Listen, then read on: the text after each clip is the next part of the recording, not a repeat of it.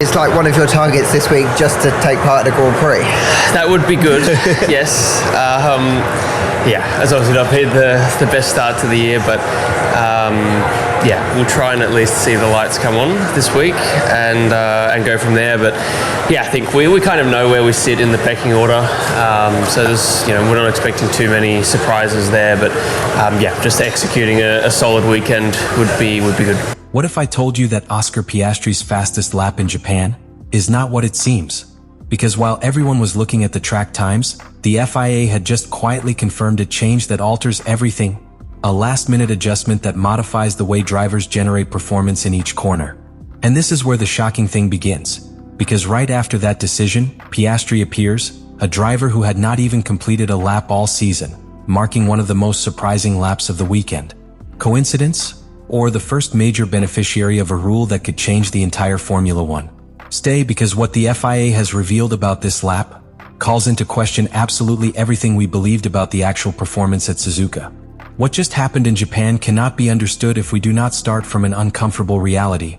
Formula One 2026 is going through one of the most sensitive technical changes in recent years, and the FIA knew it.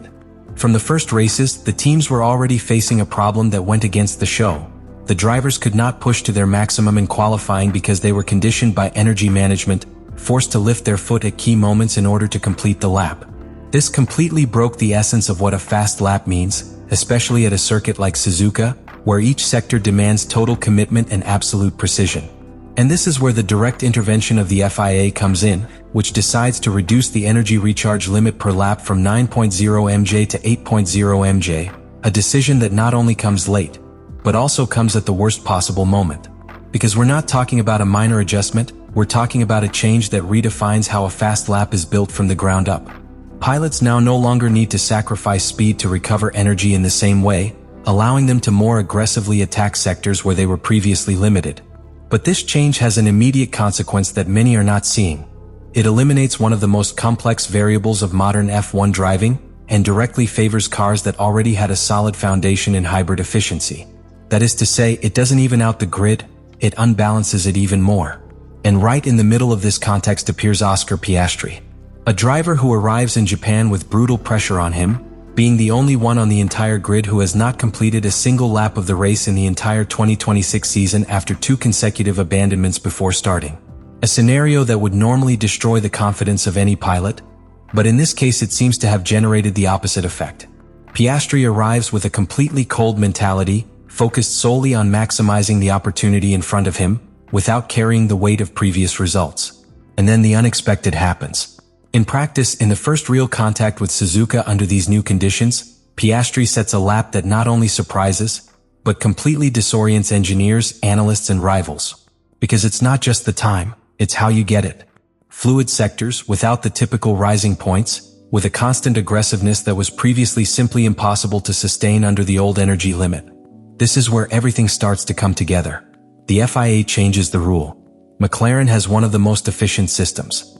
And Piastri, with nothing to lose, executes a clean, aggressive lap without artificial restrictions. The result is not just a fast lap. It is a demonstration of what happens when certain limitations are eliminated in a car that was already prepared for this scenario. But this opens up a much bigger question, and much more dangerous for the championship. Because if this change has allowed Piastri to show this level in practice, what will happen when all the teams try to adapt? Are we simply seeing a remarkable comeback? Or the first indication that the competitive order may radically change starting in Japan? And most importantly, how many teams have been completely out of the game without even having time to react? From here is where everything becomes much deeper. Because Oscar Piastri's return is not only surprising because of the context, but because of what it reveals when you analyze it in detail. And this is where the real conflict begins. What appears to be a great individual performance actually exposes a huge crack in the new regulations. Because when the engineers start to review the data, there is something that does not fit with what we have been observing in the first races of the season. Until now, all drivers were conditioned by that energy limit that forced them to manage each section of the circuit with extreme precision, carefully choosing where to push and where to sacrifice. But at Suzuka, with this new reduced limit, that logic partially disappears. And what we see in Piastri's telemetry is a much more natural, much more aggressive, much more continuous lap. And here is the key. It is not that Piastri has found a few tenths. It is that he is driving in completely different conditions than those that defined his performance up to this point in the championship. This generates an immediate reaction within the paddock. Some teams are beginning to question whether this change really enhances the spectacle, as the FIA claims, or if it is actually benefiting certain very specific technical configurations, because not all cars respond the same to this new scenario. Single-seaters that relied more on complex energy recovery strategies now lose that tactical advantage, while those that were already efficient can simply unleash their full potential without restrictions. And in that group, McLaren fits perfectly. What we are seeing with Piastri is not only good execution, it is the perfect combination between an adapted car and a regulation that suddenly eliminates its limitations. And that is what begins to generate real discomfort within rival teams. Because if this is maintained, the impact will not only be on practices, it will be in qualifying and possibly in the race. And this is where the tension increases, because there are teams that literally have not had time to react. This change came hours before the weekend, with no room to redesign energy maps, no room to adjust key ERS settings, no room to completely reinterpret how to attack a lap at Suzuka. And in a sport where every detail counts, that is devastating. Meanwhile, Piastri continues on the track, completely oblivious to the noise, executing laps with a confidence that we had not seen in him at the entire start of the season.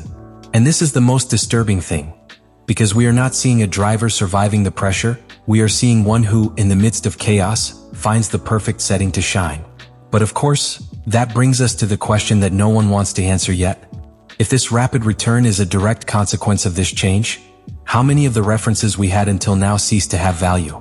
Because at that point, you're no longer comparing drivers on equal terms, you're comparing who best fits a rule that changed overnight. And that, in the middle of the fight for the championship, can change absolutely everything. And this is where everything ends up falling into place. And at the same time, where everything becomes much more worrying.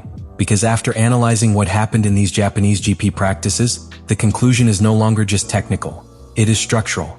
The FIA has not only changed a rule, it has changed the competitive context in which fast laps are built. And the return of Oscar Piastri is no longer a simple fact on the timetable, to become the first symptom of something much bigger. Because right now, within the paddock, we are no longer talking only about who was faster. We are talking about who understood the change first. And here is the critical point. The teams that managed to adapt or that were already prepared without knowing it have made an immediate leap. Those who don't have been exposed. And this is not something that is solved from one session to the next, because it involves completely rethinking how you manage energy, how you set up the car, and, above all, how you construct a perfect lap on a circuit like Suzuka. Piastri's return, then, leaves a much deeper mark than it seems. It's not just fast, it's representative of a new paradigm. And that completely changes the narrative of this beginning of the season. Because until now we had a clear reference of the performance of each team, built from the first two races. But with this intervention by the FIA, that reference is partially invalidated. What we thought we knew is no longer entirely reliable. And here comes the most delicate thing of all. If this change is maintained for the rest of the championship, we are not talking about a simple anecdote in Japan. We are talking about a possible turning point in the fight for the title. Teams that seemed solid could start to lose ground. Others who were in the background could suddenly appear in the fight. And in the center of all this, Oscar Piastri appears. A driver who arrived without completed laps, without points, with all the pressure on him, and who, at the exact moment in which the regulations change, finds the perfect scenario to launch his first big blow on the table. But of course, this leaves us with one last reflection that is impossible to ignore. Are we seeing Piastri's true level, or are we seeing the first beneficiary of a Formula One that has just changed without prior notice? Because if the answer is the second, then what happened in these practices is not only shocking, it's the start of something that can redefine the entire season. Whenever you want, I recommend expanding the first block to further reinforce the initial impact and increase retention from the beginning. And in the end, what happened with Oscar Piastri's fastest lap in practice for the Japanese GP cannot be analyzed as an isolated event, because in reality it is the direct consequence of a decision that changes the rules of the game in the middle of the championship. The FIA intervened to correct a real problem that is undeniable. Energy management was distorting fast laps, forcing drivers to compete in an artificial way, far from the pure limit that has always defined Formula One. But in doing so, it opened a door that perhaps it did not fully measure. A door that allows certain teams to release performance that was previously contained. And that's where Piastri comes into the picture. His return is not a coincidence, it is not simply a momentary inspiration. It is the perfect result of being in the right place with the right car at the exact moment in which the regulations change. A clean, aggressive execution without the limitations that marked the first races, but also an execution that leaves inevitable doubts about the context in which it occurs. Because when you change the base conditions, you change the meaning of performance. And that is the big conclusion. What we saw in Suzuka is not just a great lap.